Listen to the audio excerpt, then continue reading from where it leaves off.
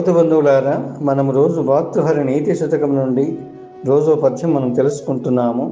ఈరోజు మరొక పద్యం గురించి తెలుసుకుందాము.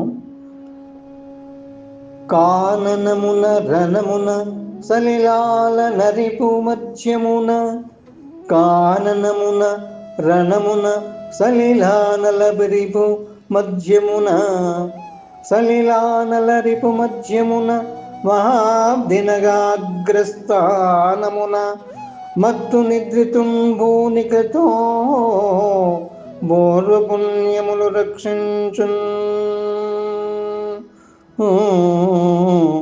బోర్వపుణ్యములు రక్షించున్.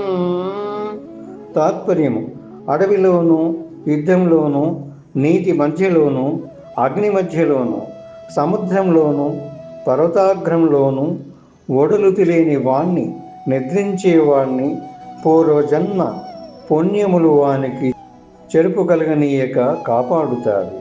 అంటే ఎవరు ఎంత పుణ్యమును చేసుకుంటారో ఆ యొక్క వాళ్లకు ఏ చెరుపు కలగనీయకుండా కాపాడుతుంది అనేటువంటి అర్థాన్ని మనం తెలుసుకున్నాము. మరోసారి పద్యం పాడుకుందాము. కాననమున రణమున, కాననమున రణమున సలిలానలరిపు మధ్యమున మహాబ్ధి నగాగ్రస్థానమున మత్తు నిద్రితుం బోనికతో బోర్వపుణ్యములు రక్షించున్,